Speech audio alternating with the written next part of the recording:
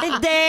Nung bata kayo, naaalala nyo ba kung ano ang mood ng magulang ninyo kapag wala silang pera? Ay. Anong mood nila? Ay, Napapansin talaga? nyo ba? Na-observe nyo ba? Oo, ako, Madam Chair, talagang sa nanay ko, yung nanay ko kasi masiyahin talaga eh. Makikita mo yung persona Oo, niya na grabe. Oo. pag wala ng pera yun, makita mo yung mga labada, yung parang, kunwari, ito po yung sorry lang Yung ano, Ano yan? ano yung adabog. sangkalan? Oo, yung pag nagaganon. Yung tabla. Tabla. Hindi rin siya tabla, yung nagbabrush. Tablahin na lang kaya kita. Sorry. Pass. Pass. Pass. Sorry. Ano, alam ko na Yun. Basta Makikita yun. mo kagad, tapos kapag anong oras na, tulog pa rin kayo. Kapag yung from Mainit ang ulo. Extremes. extreme. Ikaw ba, ma? Ganon din. Pareha, oo. Kasi anak, pag mahirap, ganun talaga. Pag ang mga magulang mo walang pera, hindi alam kung paano papakainin yung mga anak, buryo yan. Buryong-buryo. Kasi hindi nila alam, yung mga anak nila nagugutom na, mabuburyo ka na, ano, papakain ko dito, wala akong pera. Buryo.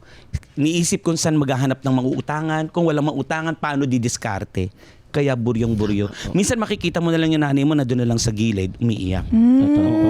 Yun yung dumating sa point na gano'n nanay ko umiiyak. Ang ginawa ng tatay ko, pumunta doon kay Aling Tentin. Naku, patay na yun, pero salamat. Kasi siya yung halos nagbibigay ng tinapay sa amin para, oh my God. Yun nga talaga yung it takes a village. Totoo yun. Yung bahay namin maliit lang. Tapos pag natutulog kami, pag umuulan, tayo. Kasi as in, bulok talaga yung bahay namin. Ilang ano nga? Sorry. 16 square meters? Ano ba? Yung dati, 16 square meters? yung dati parang 15. Tapos itong dati yung nasa Pasay uli kami, 25. Nakatayo kayo matulog? Oo, pag umuulan. Kasi pag humiga ka, basa ka. Parang ang hirap nga humiga doon kung 7 kayo eh. Iniisip ko nga, as a anak, mahirap din yun. Pero kung ibibigay din natin yung sapatos natin sa mga magulang naman, ilalagay natin sapatos sa mga magulang, mas masakit din yun. Na makita mo yung mga anak mo na nararanasan din nila ito.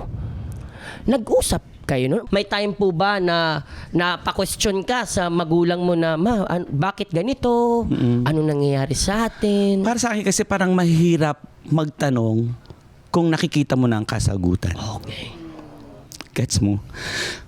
Bait mong bata, no? Oh my God, di ba dapat masaya ano lang, parang, alam mo yun yung, kaya yung hinuhugutan ko.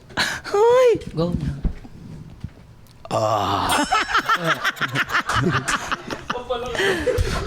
Yun.